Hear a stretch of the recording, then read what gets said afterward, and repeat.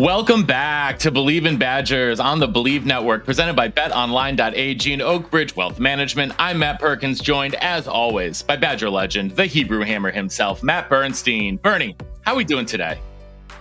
Dude, every day with you is a holiday. However, it's been a tough weekend. It was daylight savings might have been. I don't know what's worse: daylight savings with two kids under the age of 4, or watching Iowa basically just kick our butts. I'm not a parent, so I can't speak to that. But Iowa kicking. I'm going to go with Iowa kicking our butts. I'd rather be up all night. Was pretty rough. That was pretty rough. We're going to get into that here on Monday Morning Fullback, like we always do, recapping the Badgers' difficult loss to Iowa this past weekend. Before we do, though, want to remind everyone tuning in that we continue to be presented by betonline.ag, the world's most trusted betting platform and your number one source for online betting. From the earliest odds to in-game live betting, BetOnline provides you with all the action and ability to watch the games as they happen. With a large selection of odds on everything from football, NBA, NHL, and much more, BetOnline has it all. Head on over to betonline.ag today to get in on the action with America's most trusted site for online wagering. BetOnline, the game starts here. And of course, we are proudly presented by our good friend Chris Anicetti and his team over at Oakbridge Wealth Management. If you are a pro or future pro athlete or NCAA athlete with NIL deals, Chris Anicetti is the man that you need to connect with to get your money right. Over at Oakbridge, Chris and his team of professionals will create a comprehensive financial plan to set you up to navigate your lifestyle and future market conditions. Oakbridge specializes in wealth management for professional athletes. They understand all the pressures that they face. Chris and his team will set you up with a bespoke plan to make your money work for you off the field so you can focus on what you do best, perform on the field. Get in touch with Chris on Instagram at OakbridgeWM_Anicetti. That's OakbridgeWM_ANICETE, or head on over to their website, oakbridgewealthmgmt.com. That's Chris Anicetti and Oakbridge Wealth Management. All right, Bernie. Matt Perkins, let's talk for a second. Let's. Everything you've read online everywhere has been very negative. Yep. I'm going to try my hardest to be positive in some which way. I do find that it might be very impossible to be positive because there's not a lot of great things we saw. Man, I mean, I don't even know where to go. Dude, they threw 10 passes. Is that right? That's right. Yeah, they went 7 for 10 passes. They were 7 for 10 passing. And it's hard to look at the box score again. It really is, Bernie. It really is. So before we get into anything, Matt, let me ask you an actual question. What's the state of the union for this program right now?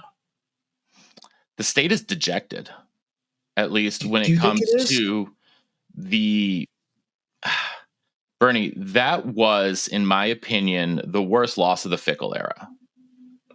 The Fickle era for sure. Yeah, it's the worst losses in decades, dude.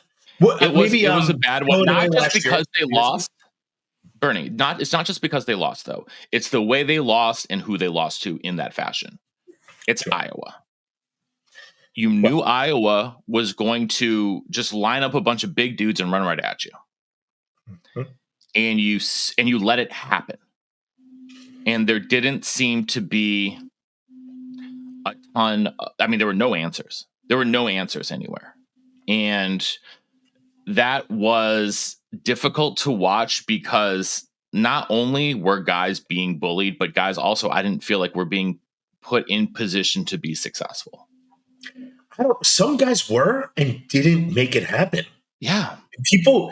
There were some people who didn't play the run pass option correctly. I mean, they were all over on TV.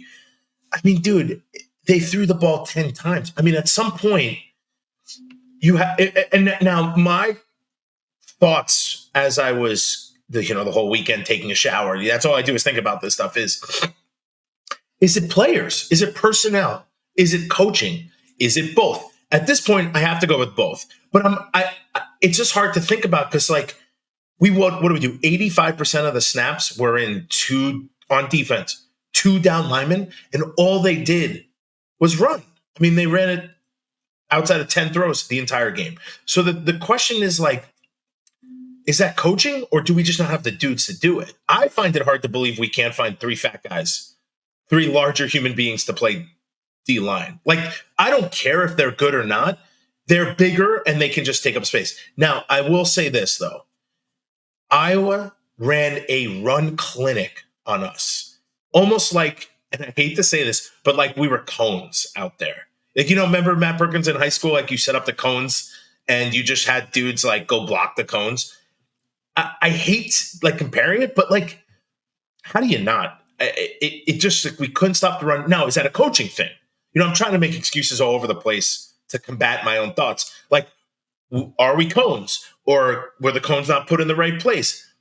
I'm really searching. I'm really nervous because, first of all, we were up 3-0 at one point, even not playing so well. But then the wheels started falling off and we couldn't stop the run. I mean, we punted like 12 times. We were it was a lot of punting. So it was a lot of punting. It's so much punting. And we can't stay on the field. I mean, so then it becomes Matt. I mean, I went down a well in my brain. Is it the offense fault that the whole team is going down in flames? Is it Fickle? Is it Longo? Is it like? I'm trying to point and try to make dots connect. And I don't know. Like, I'm sitting here literally thinking like, it could be anything. I don't want to think. I don't want to think like that. 8 drives had 5 plays or less. Exactly. What do you do? Oh man. I would say the hardest thing that happened in that game is watching Tyler Van Dyke stand on the sidelines. Ooh. Like, I think he was the guy who was going to elevate the athleticism of our team. And I think Braden Locke is a good backup. I think he knows what to do. I don't know if at this point he threw 2 picks. He went, he had 137 yards. Like, we can't get things going. He did have a nice throw to CJ Williams, but we're just not moving the ball. He's not a runner. So that is like, you could take that out. Did he run in the game? Yes. Did he look like paper mache when he was running? Yes. Like, someone could hit him and he might poof and be gone. And I don't like talking bad about people, but like, he's not our guy. He's just not our guy. Bernie, the problem for the Badgers is that they have nothing they can hang their hat on right now. And that's a problem. They need to get some more melon hats, maybe the world's most durable hat, the world's most rugged hat. Our favorite hat here on Believe in Badgers for sure. Learn more at melon.com. That's MELIN.com for Melon hats, the world's most durable hat. And yeah, there's nothing Wisconsin can hang their hat on right now. 54 rushes? They were for 6.1 yards. Oh, you know what? Another thing that really I'm sorry, Melon, to cut you off, but no, we're hang my hat. Bernie, here, that's the whole point today. There's nothing they can hang their hat on, so let's just keep moving on because I don't want to embarrass our dear sponsors, Melon, with anything that happened on the field on Saturday night. What about our first play? Our first plays is like 2 yards or less, almost. Oh my God! Every single darn time. It felt a lot like that. We're not putting ourselves in position. Now, again, is that play calling? Is it personnel? Is it missing blocks? Like, if I wanted to really dive, first off, this is a huge rabbit hole for me because I'm starting to fray here on the Badgers. And I don't want to go down it. But it was a mess from, outside of going up 3-0. Like, it took Iowa a little bit time to get going. And then once they did, it's like they just figured it out, and we didn't do anything to change anything up. I don't understand why they don't have 3 down linemen on every single snap, plus the outside backers. They weren't throwing the ball. We have good defensive backs. We've been told that this defensive back unit's one of the best ones that we've had. Okay, then let those guys go man up. Why do we have a nickel corner in? A nickel corner doesn't do diddly poo against Iowa because how many times are they even running 3 wide receivers? Like twice a god darn game? Like that is incredibly frustrating, the use of personnel. And, we're all in group chats, Bernie, and there's a lot of frustration with some of this personnel usage with, like you said, like the play calling. Is it the play calling? Is it the scheme? Is it the guys? I don't know because everything is going wrong. everything is going wrong right now. And like, except for maybe special teams, which like, good for them on having another clean game. But like, they got a lot of reps. Yeah, That's a bad dad joke. You know what? It's the truth, though. Sometimes the dad jokes are the best. Now, I will say, Bertram's again, averaging 43 yards a punt, and net more than that because Iowa only returned one of them for -2 yards. So, good job, Bertram's. If the fact that our punter is probably the player of the game 2 weeks in a row, kind of a problem. Unless you're Iowa and Torrey Taylor last year, but they had a huge problem. But it's a problem. It can't be this way. And like, you knew they were just going to hand the ball to Caleb Johnson all game. What did they do? They handed the ball to Caleb Johnson, and he ran like a bat out of hell. And Sullivan's their backup quarterback who could throw a little bit, but let's be real, he was going to run. So if you have a running quarterback with a lot of good running backs, to me, you got to stack the box. Like, why? Who should be in the box the whole game? Hunter Wooler should just be in the box. Yes, he roaming. Should. He should be 7 yards deep, roaming and playing maybe man to man with a guy at the back. Like, I don't know what it is, but I would agree. The scheme seemed wrong against a team that was heavy on the run. They were bringing it was like they'd never seen Iowa play football. I don't understand. And now, obviously, all of the people, every single member of the coaching staff knows more about football in their tip of their pinky than I ever will. But these are the kind of questions that I'm asking with that limited tip of pinky knowledge. Listen, as Bernie, you would say, we are couch potatoes. Now, Iowa guy.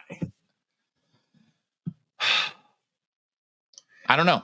It's very frustrating. There aren't a lot of answers here right now. Badgers clearly are not drinking their Cheribundi at halftime. Otherwise, they would have had a little bit more recovery. Maybe could have gotten something going in the second half when they got the ball to kick off. But clearly, they haven't been drinking their Cheribundi, which is a problem because, Bernie, you and I both know it is the best tart cherry juice around. It reduces soreness, increases recovery, promotes better sleep, helps support natural immunity, and it's just all around great stuff. Tastes delicious. It's natural anti-inflammatory. Get more at Cheribundi.com or your local retailer. Cheribundi tart cherry juice. Wisconsin put the tart in my mouth in tart cherry juice this weekend because, like, I don't know where we go from here, Bernie. Like, it's the bye week. I guess it's the best time that we could possibly get a bye week.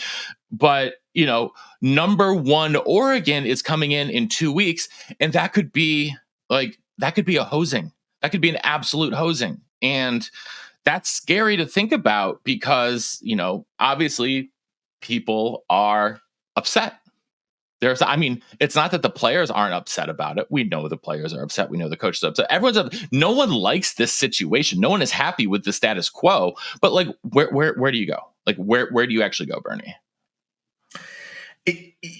Oh man, you got to buy, which is a good thing, I think, for this team. Kind of reset. It's a very good thing for this team.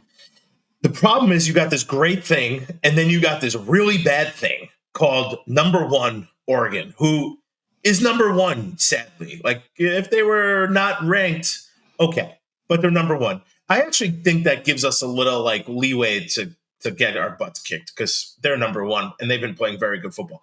I don't want that to happen, but it makes me nervous. I'm more nervous for Nebraska, and I'm very nervous for Minnesota.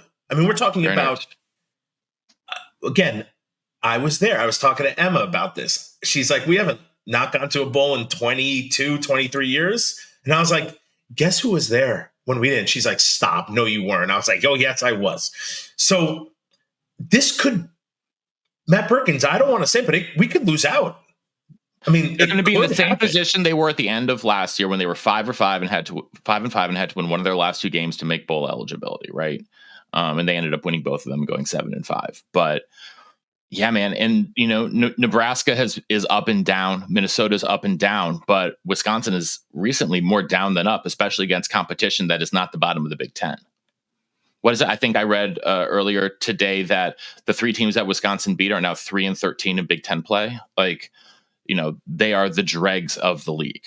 So, maybe it was a little bit of fool's gold. We always knew that, those weren't world beaters when Wisconsin was on the 3-game winning streak, and it looked like the running game was really getting something going, but they weren't. And the thing that's also frustrating for me about everything is that the offensive line actually in pass protection was outstanding. Braden Locke didn't get hit once. 0 sacks, 0 quarterback hits, 3 pressures. I don't know. I don't know what to do, Bernie. I don't know what to do. What did you say? I couldn't hear you. They threw it 10 times. I mean, they tried to throw more. He just ran the ball a couple times. Matt Perkins. But he had wide open lanes to run it. He's got wide open. These things were very confusing to me. I mean, you knew it's so hard because you knew they were just going to run. That's it. They're running. And during the game, you knew they're just going to run. So what do? We did nothing, but maybe coach tried it. There was some where we had some more down people. Maybe we can't just do it. Guys were getting blown off the ball. Oh gosh. I mean, listen, I played in games where we got killed and I played horrible too. So I know how frustrating it is. But this was like a full team effort. It looked like. I saw Tackett Curtis on a blitz get absolutely bodied by a guard who just stepped up and shoved him, and he went flying flat on his back. And that was that was pretty early in the game. I was like, oh, this is not a good sign. Renfro picked up a blitz and was on his back. Like, it's never a good time. My coach said we would play. You ever play in like mud games? Oh yeah. And when we were in Pee Wee, we would dive on the ground, get mud all over the place. Like, it was fun. And you come off the field and the coach would be like, if any of you guys got mud on your butt, that's a bad thing. That means you're getting knocked on your tush. So listen, it's all over the place. It's just it's not being in position. It's not knowing. It's not reacting fast enough. So Matt Perkins, what does the offense do? First off, I think the defense, if you just don't have dudes, then you just can't do it. But if you're not going to be willing to put in more bigger guys to stop a run that is obviously happening and put more guys up on the line of scrimmage and make their second string quarterback beat you, blitz, come with 7 guys. I mean, play no free. That's what I would do. You're killing us in the run game. You have 14 points at half. I'd be like, guys, everyone's going to man up here, like literally man up and man up. And that's it. We're coming with everybody. But on offense, now it becomes a whole different ballgame.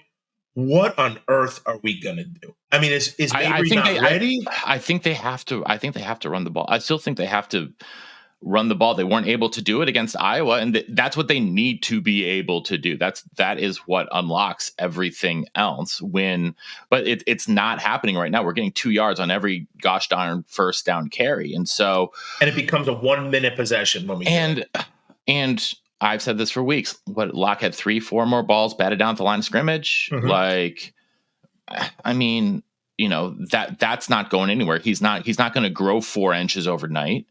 His arms aren't going to get longer.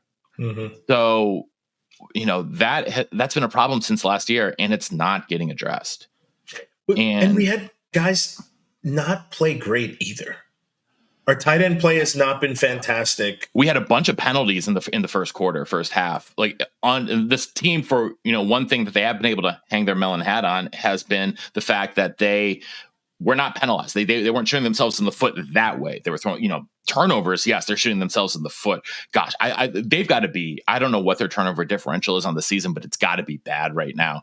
But Bernie, I'm concerned. I'm very concerned. It's interesting. You look at an Iowa team that has has DNA. It has a culture, has an identity. They've had it. I mean, they run the ball, they play physical, and it's going to be hard to win there. Literally, they've had that for the past 30 years. We're just not there yet. I mean, we're still searching. I think we're still searching for players and coaches to get on the same page. Yeah, I think it's a lot of things. I am just nervous about the offense because I don't know if it can take a step up. If you stop our run game, what can we possibly do? And that becomes, is there a quarterback? Is there somebody else in that room? Maybe there isn't. No. From everything that I hear and talking to people, like maybe Matory is a great prospect. He is not ready. He is very raw as a quarterback. And I don't know. Like Locke's going to finish out the season as a starter unless he's injured. Like I don't see any situation where he gets benched. I think that it is like, I don't think you can hand it over to the true freshman who, has a bunch of physical talents in the world, but are you going to start him in his first game against Oregon? Like, no. Are you going to throw a true freshman to the wolves like that and just completely, like, more than likely ruin his confidence? No, you're not going to do that. So, like, anyone calling for a change at quarterback, it's not going to happen. Don't waste your breath or your Twitter fingers or whatever you're using to say that. It ain't happening, and it's a bad choice to do so. It's a bad choice to do so. It's not. Yeah. The quarterback ain't going to change. It's not going to change. So get over it. It's just I get that. Listen, I don't want to ruin Mabry at all. I want him to be sharp. Then it goes back to, we lost a lot of guys in the offseason. Should we have tried to keep one or two of those guys in the room? I mean, it sucks because Tyler went down. Yeah. It's just that. I mean, it's not his fault because he got injured. But that is the play that I think with him and how good our guys are, we would have just been better. I wasn't a huge fan of the play calling, but that's just me. I mean, we got 2 yards or less on a bunch of first downs, almost all of them. And we can't move. I mean, then we do some kind of short pass or a run. Then second down's a short pass or a run. Like, we're very predictable. Like, people we're very predictable. And then third down, you're just trying to get to the sticks. We're not doing anything special. I don't think we had any screens.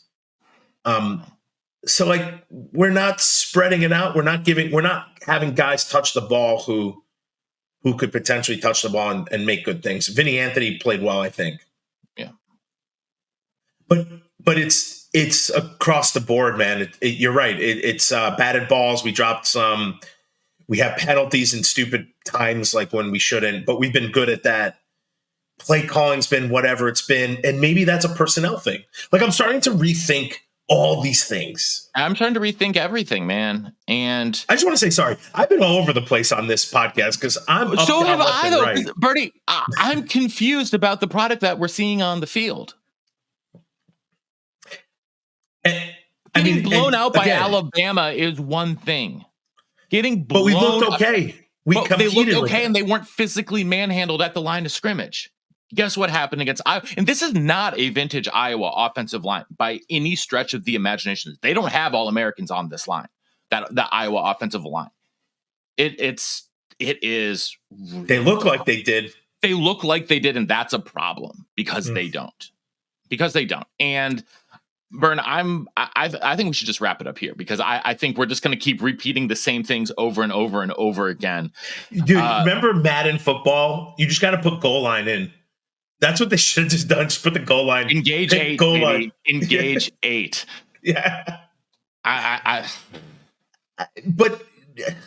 Listen, I'm also not in the room. I also don't, I think I know the personnel, but man, that to me is tough, right? Like, I am not a defensive guy, but if you tell me they have a backup quarterback who's really good at running and running backs, and it's Iowa, I would have stacked the box with everybody. I'd blitz every down. They did a corner blitz. It got there. Like, you didn't need your corners. I mean, a little bit, but not really. Or if you're going to use Waller would have been a fourth linebacker for me. I just would have been. The thing is, I would have put more fat guys up in the line to let people roam free. Those, I'm not going to lie, dude, they put a clinic on. If you look at some of that, their backs looked fantastic against us. But they had incredible holes. And I will say, Caleb Johnson gets skinny really well through the hole. He does that really well. Some of those holes, I couldn't even see when they went on the repeat. That was pretty impressive. I will say, Caleb Johnson, talented back. So, okay, Bern, that's going to do it for us here today on Monday Morning Fullback. We appreciate everyone tuning in to Believe in Badgers on the Believe Network, presented by betonline.ag and Oak Ridge Wealth Management. We're back later this week with another interview, and we'll be in a better mood for that, I'm sure, no matter what. So thanks again for tuning in, and until next time, on Wisconsin. Wisconsin.